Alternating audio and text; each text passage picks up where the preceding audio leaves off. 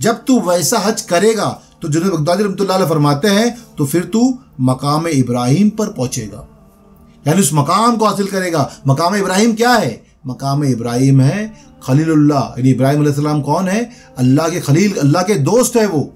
तो तुम अल्लाह के दोस्त का मकाम, उसके दोस्त होने का मकाम कब हासिल करोगे? जब ऐसा हज करोगे।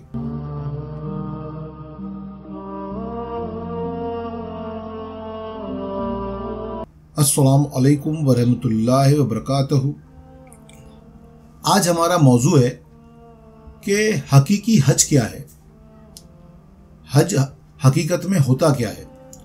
क्योंकि लोगों का बेशतर ये मानना है कि हज यानी इस्लाम के 5 अरकान में से एक अरकान है, जो साहिब माल है, यानी जिसके पास दुनिया की दौलत है, उस पर वो फ़र्ज़ है और उसको वो हज पे जाना ही है।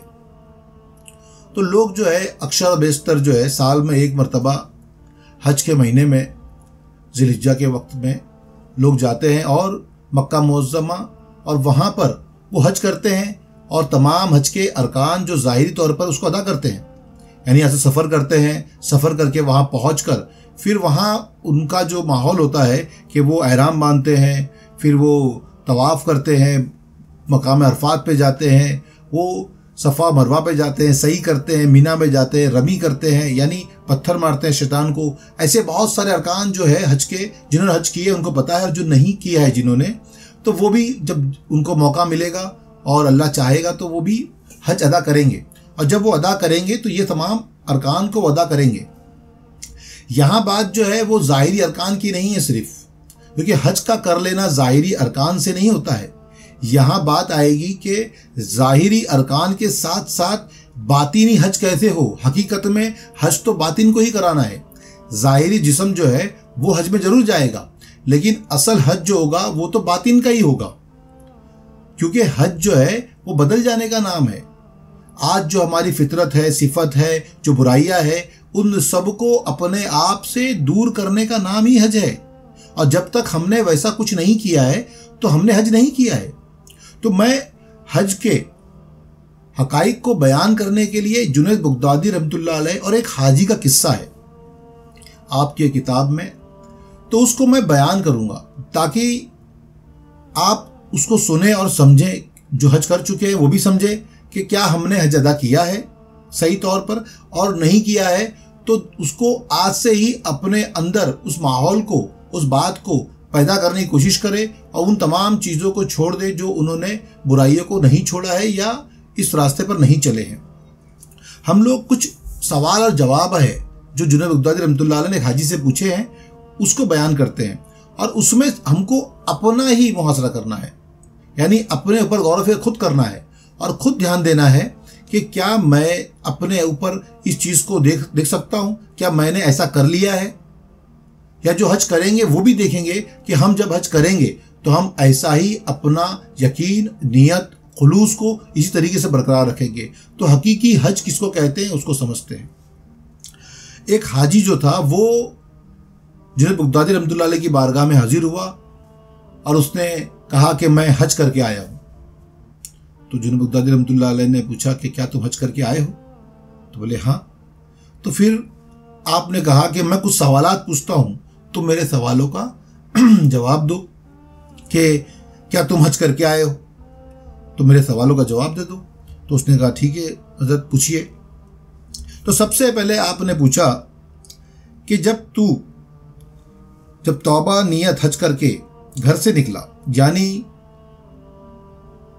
तूने जो है ये नियत की हज पे जाने की और तू घर से निकला, अपने वतन से कूच किया, यानी घर से निकल चुका है, तो क्या तू उस वक्त तक सब गुनाहों से भी कूच किया था? यानी तूने जब सफ़र शुरू किया और अपने घर से निकल गया, घर से बाहर निकला है, तो क्या तूने तमाम गुनाहों से भी तौबा कर ली? क्या तूने तमाम गुनाहों को भी खैरबाद कर दिया जब अपने घर को खैरबाद किया? तो क्या तूने ऐसा किया था? क्या तूने ऐसी नियत की थी कि आज के बाद मैं कोई गुनाह नहीं करूँगा, तमाम गुनाहों से भी दिल को पाक कर लिया? क्या तूने ऐसा कुछ किया है? तो उस हाजी ने कहा कि हुजूर ये तो नहीं किया मैंने।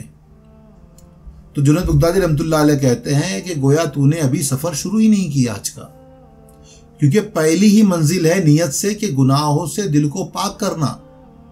जो आज तक मैं गुनाह करता आया हूँ या जो गुनाह मैंने किए हैं उन तमाम गुनाहों से तौबा करके निकलना, उसको छोड़ देना पीछे, और तमाम गुनाहों को छोड़कर फिर मैं अल्लाह की बारगाह में निकलूँ, अपने दिल को तमाम लग्जिशों से बुराइयों से पाक करके अल्लाह की बारगाह में सफ़र करने निकलूँ। और तूने जब वो किया ही नहीं तो गोया तूने अभी सफ़र शुरू ही नहीं किया। उसके बाद में आपने फिर पूछा, अच्छा जब तू घर से चला और मंजिल पे क़याम किया तो राय हक यानी तरीक़त का मकाम भी तय किया या नहीं?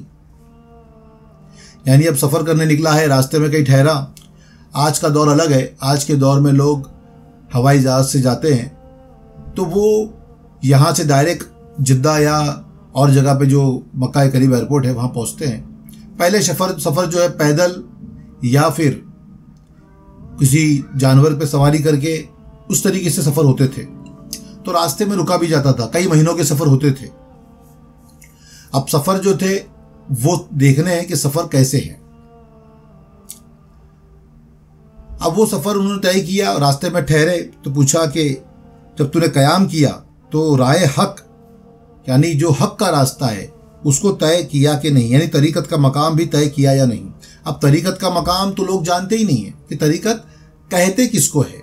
असल में ये तरीक़त के मानी ये है कि अपने दिल से अल्लाह के सिवाय जो भी उसके दिल में मोहब्बत है, ख्वाहिशात है, वो तमाम को फना कर दे और सिर्फ अपने आप को इश्क़ इलाही में गर्क कर दे, उसको तरीक़त कहते हैं। और ये तरीक़त तो आज लोगों को पता ही नहीं होती है कि तरीक़त कहते किसको है। वो समझते हैं कि इस्लाम में ऐसी कोई चीज़ है ही नहीं, लेकिन तरीक़त के मानी यही है कि वो अपने दिल को इश्क़ इलाही में गर्क कर दे और माँ सिवाय अल्लाह को अपने दिल से हटा दे, पाक कर दे, निकाल दे। अल्लाह के सिवाय उसके कल्ब में कुछ ना हो, किसी की मोहब्बत ना हो। यानी तो उसने जवाब दिया, हाजी ने, हुजूर इसकी तो मुझे खबर ही नहीं थी। तो ये ऐसा ही आलम सबका है, बेशतर लोगों का, ज़्यादातर लोगों का यही आलम है कि वो जानते ही नहीं है कि ऐसी भी कोई चीज़ है। तो उसका भी वही आलम था।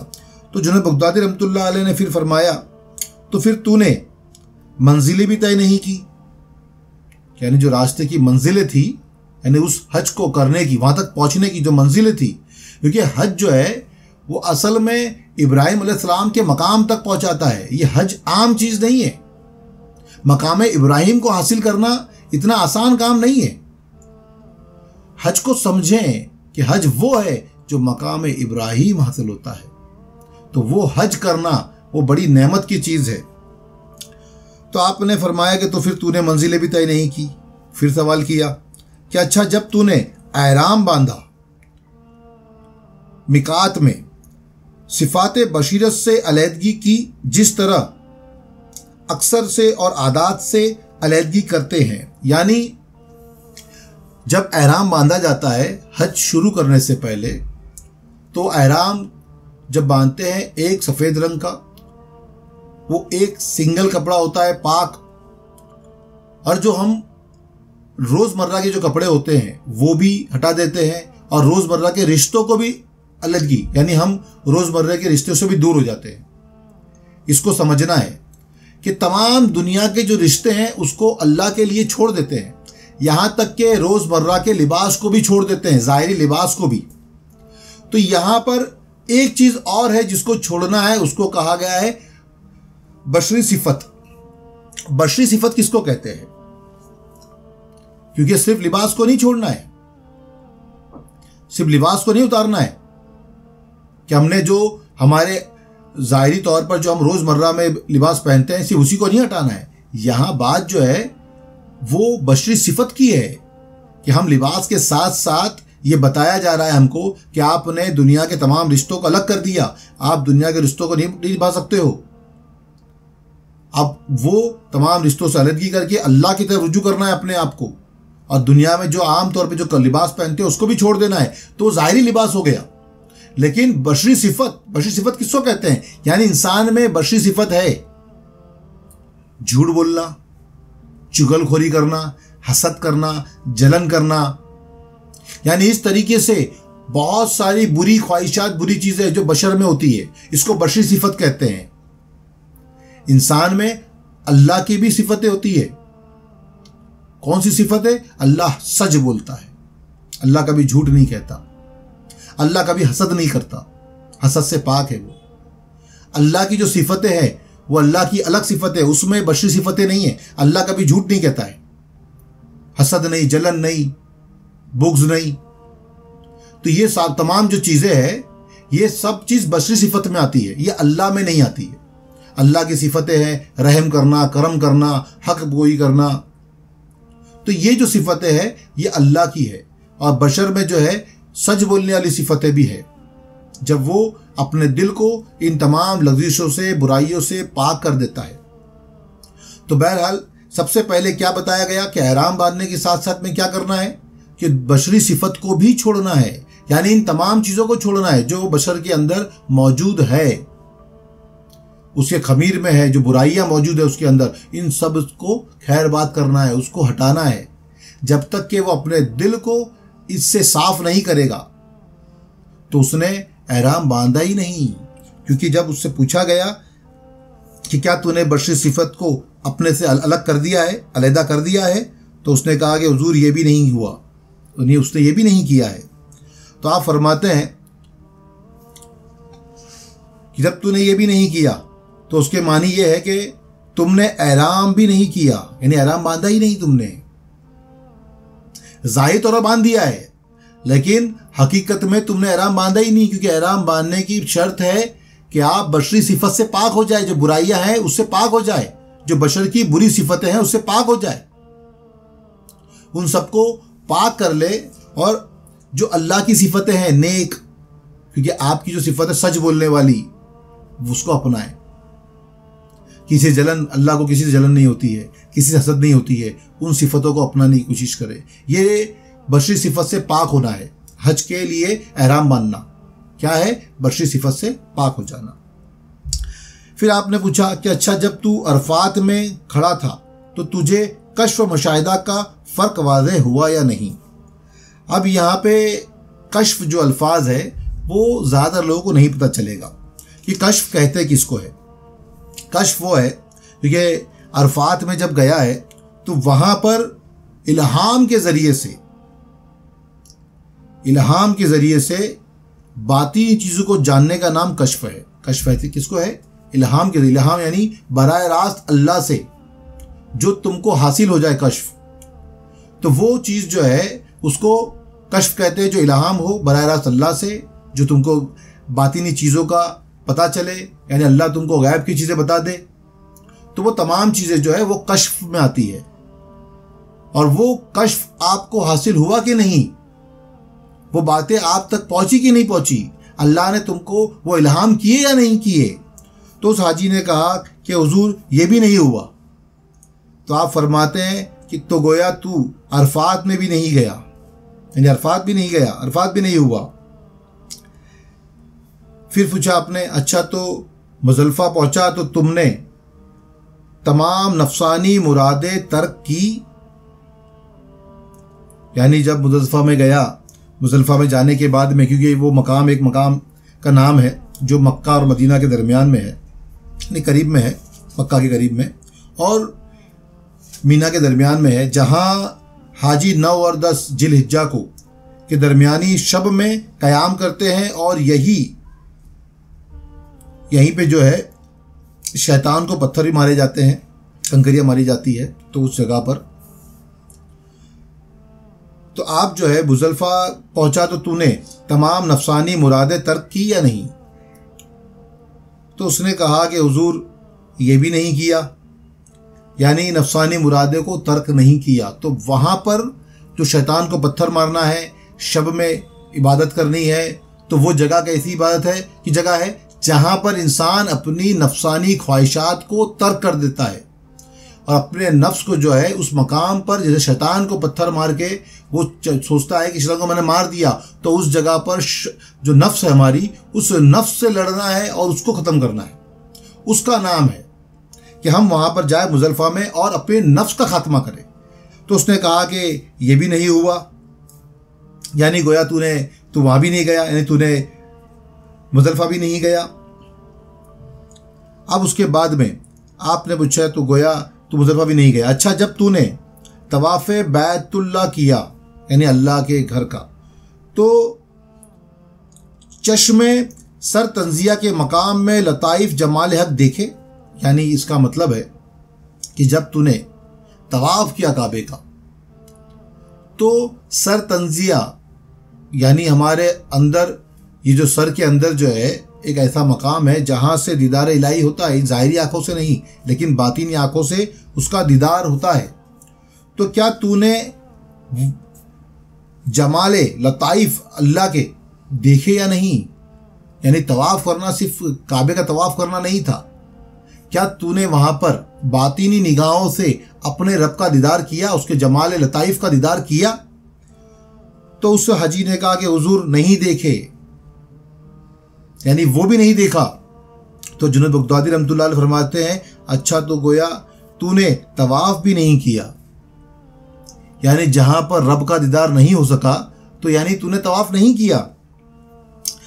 अच्छा ये तो बता, जब तूने सफ़ा व मरवा की सही की तो तुझे सफ़ा का मकाम और राय हक पर गुजरने का दर्जा मालूम हुआ? यानी सफ़ा मरवा जो है वो पहाड़ का नाम है और जिसके बीच में हज़रत हाजरा जो है, जब इस्माइल अलैहिस्सलाम जो है जब पैदा हुए थे उनके लिए पानी तलाश कर रही थी, तो वहाँ पर जो दौड़ लगाई थी तो वो अल्लाह को बहुत पसंद आया। वो आज हज का एक रकन है, वो एक अरकान है जो हज में किया जाता है, सफ़ा व मरवा। सफ़ा के एक मानी सफाई से भी है कि दिल की पाकीज़गी भी है। अब वहाँ पर जो है आपने पूछा कि क्या, अच्छा ये तो बता, जब तूने सफ़ा व मरवा की सही की तो तुझे सफ़ा का मकाम और राय हक पर गुजरने का दर्जा मालूम हुआ? सफ़ा यानी सफाई, दिल की सफाई। जब वहाँ पर जाने पर दिल की सफाई ना हो और राय हक का पता न चले तो फिर ऐसा होगा कि जैसे आप सफ़ा मरवा पे भी नहीं गए, उस रकन को भी नहीं किया। तो उस हाजी ने कहा कि हुजूर मुझे उसकी तमीज़ ही नहीं थी, यानी मुझे पता ही नहीं था, मुझे फ़र्क पता ही नहीं है कि सफ़ा मरवा क्या चीज़ है, राय हक क्या चीज़ है, सफ़ा क्या चीज़ है, उसकी तमीज़ ही नहीं है मुझे। तो फिर आप फरमाते हैं जुनैद बगदादी रहमतुल्लाह अलैह, तो अच्छा तो अभी तूने सही सफ़ा व मरवा भी नहीं की। वो ज़ाहिरी तौर पर सब कुछ कर रहा है, हर काम हो रहा है, लेकिन हकीकत में वो काम हो ही नहीं रहे हैं। तो फिर आपने सवाल किया, अच्छा जब तू मीना में पहुंचा तो तेरी हस्ती तुझसे साकित हुई? यानी जब तू मीना में पहुंचा, उस जगह पर मीना का मकाम, उस मकाम पर पहुंचा तो क्या तेरी हस्ती तुझसे साकित हुई? साकित यानी खामोश हो गई। ऐसा हो गया है कि अब तू फना हो चुका है इश्क इलाही में इस कदर कि अब तुझको अपना भी होश नहीं है। अब जो आवाज़ आती है तेरी नहीं, तेरे रब की आवाज़ तेरे अंदर आती है कि तू खामोश होगा तो तुझ में तेरा रब बोलेगा। तो क्या तूने उस मकाम को हासिल कर लिया है? अब हाजी ने कहा कि नहीं। तो आप फरमाते हैं तो गोया तू मीना भी नहीं गया। अच्छा जब तू कुर्बान गाह में पहुंचा और कुर्बानी की तो तूने ख्वाहिशात नफसानिया को कुर्बान किया? तो उस हाजी ने कहा कि हुजूर ऐसा नहीं किया, यानी उन ख्वाहिशातों को भी अपने अंदर रखा हुआ है। यानी उसने भले ही जानवर की कुर्बानी दे दी लेकिन उसने अपने नफ्स की कुर्बानी नहीं दी है, और जब तक अपने नफ्स की कुर्बानी नहीं देगा तो कैसे वो हाजी हो सकता है? क्योंकि उसके दिल का बदल जाना दुनिया की मोहब्बत से और अल्लाह की मोहब्बत में लग जाना, इसी का नाम हज है। सिर्फ और सिर्फ अगर आप इस तरीके से ना करें और सिर्फ एक जिस्मानी तौर पर आप साहिब माल थे और आपने हज कर लिया तो ये सिर्फ और सिर्फ सैर और तफरी होगी, हज नहीं होगा। ये सैर और तफरी है, शोर शराबा, लोगों में हंगामा करना, ये सब क्या है? सैर और तफरी है। जब तक के दिल हाजी ना हो जाए, उसका बातिन हाजी ना हो जाए, तमाम नफसानी ख्वाहिशात से दिल को पाक ना कर ले, अपने अंदर घमंड और तकब्बुर को लेकर चले, तो वो हाजी नहीं हो सकता है। तो उसने कहा कि हुजूर ऐसा नहीं किया। फिर जुनैद बगदादी रहमतुल्लाह अलैह फरमाते हैं, तो गोया तूने कुर्बानी भी नहीं की। अच्छा, जब तू रमी जमार कर रहा था तो उस वक्त तूने अपनी ख्वाहिशात जो तुझ में थी वो भी फेंकी। यानी शैतान को जब पत्थर मारे जा रहे थे, पत्थर फेंके जा रहे थे उस पर, जब तूने वो किया तो क्या तूने अपनी ख्वाहिशातों को भी वहां फेंक दिया? अपनी तमाम ख्वाहिशातों को दिल से पाक कर दिया, निकाल दिया? तो उस हाजी ने कहा कि नहीं। अब जब हाजी ने कहा नहीं तो फिर जुनैद बगदादी रहमतुल्लाह अलैह फरमाते हैं, तो गोया तूने रमी भी नहीं की, यानी ये काम भी तूने नहीं किया, और तूने यानी हज ही नहीं किया। भले ही तू गया, तूने तमाम अरकान अदा किए, लेकिन एक एक चीज को दिल से समझ कर नहीं किया, हर चीज के उस मकाम को नहीं समझा, यानी कश्फ इलाही को नहीं जाना, लताइफ इलाही को नहीं समझा, उसके लताइफ जमाल इलाही को नहीं देखा, अपनी ख्वाहिशात को नहीं ख़त्म किया, अपनी नफ्सानी ख्वाहिशात को नहीं ख़त्म किया, अपनी ख्वाहिशात को कुर्बान नहीं किया, अपनी नफ्स अम्मारा कुर्बान नहीं किया। यानी इस कदर से जितनी भी चीज़ें तकब्बुर, घमंड, जलन, हसद, बशरी सिफत, जितनी भी चीज़ें तुझे बुराई है उसको तूने ख़त्म नहीं किया, तो गोया तूने हज किया ही नहीं। तूने सिर्फ सफ़र किया, सैर सपाटा किया, क्यों तुझके तेरे पास दौलत थी, तू चला गया, लेकिन तूने हकीकत में हज किया ही नहीं। तो आप फरमाते हैं कि गोया तूने हज किया ही नहीं, वापस जा और जैसा हज करने का हमने बताया है तुझको वैसा करके आ। जब तू वैसा हज करेगा तो जुनैद बगदादी रहमतुल्लाह अलैह फरमाते हैं, तो फिर तू मकाम इब्राहिम पर पहुंचेगा, यानी उस मकाम को हासिल करेगा। मकाम इब्राहिम क्या है? मकाम इब्राहिम है खलीलुल्लाह, यानी इब्राहिम अलैहिस्सलाम कौन है? अल्लाह के खलील, अल्लाह के दोस्त है वो। तो तुम अल्लाह के दोस्त का मकाम, उसके दोस्त होने का मकाम कब हासिल करोगे? जब ऐसा हज करोगे। अगर ऐसा हज नहीं करते हो तो सिर्फ और सिर्फ ये है कि जैसे आपने कहीं पर घूमने गए और आपने सैर कर ली, उसके अलावा आपने हज किया ही नहीं। तो जो जुनैद बगदादी रहमतुल्लाह अलैह ने बताया जिस तरीके से हज करना, तो बेहतरीन हज करने का तरीका यही है, वरना तो आपने सिर्फ और सिर्फ सैर कर ली, वो मकाम खलील का मकाम आपने हासिल नहीं किया। उसको हासिल करने के लिए अपनी नफ्स, अपनी ख्वाहिशात, अपनी बुराइयां, तमाम चीज़ को तर्क कर दो, छोड़ दो, क्योंकि हज का नाम है बदल जाना। तो तमाम बुराई उसको छोड़ कर बदल जाना, अपने होने के, अपने बशरी सिफत के होने के गुमान तक को मिटा देना, उन तमाम बुराइयों को अपने में से मिटा देना, इसी का नाम हकीकी हज है। जब तक तुम बशरी सिफत से फ़ानी नहीं होगे तब तक तुम अल्लाह की ज़ात में बाकी नहीं हो सकते, क्योंकि वो वाहिद ज़ात है जो बाकी है। बाकी तमाम अशिया दुनिया की फ़ना हो जाएगी। जिस किसी चीज़ की मोहब्बत तुम रखते हो वो तमाम चीज़ें जो है वो तुमसे ज़ाइल हो जाएगी, फ़ना हो जाएगी, लेकिन बाकी रहने ज़ात जो अल्लाह की है उससे इश्क करो, उससे मोहब्बत करो। और हज जो करना है सिर्फ़ और सिर्फ अल्लाह के लिए, ना दुनिया के दिखावे के लिए, ना अपने नाम के आगे हाजी सिर्फ लगाने के लिए। हज करना है तो ऐसा हज करो कि जैसा जुनैद बगदादी रहमतुल्लाह अलैह ने बताया है। तो मैं अपनी बात को यहीं पर ख़त्म करता हूँ, इस बात यकीन करते हुए कि जो लोग ये बयान सुनेंगे वो औरों को भी बताएंगे, औरों तक भी पहुंचाएंगे, और वो इसको लोगों तक पहुंचाकर ये खुद भी अमल में लाएंगे और लोगों को भी ऐसा ही हज करने की तौफीक अता हो। ऐसी दुआ करेंगे अल्लाह की बारगाह में। और हम भी दुआ करते हैं कि अल्लाह हम सबको हकीकी हज अदा करने की तौफीक अता फरमाए। आमीन सुम्मा आमीन।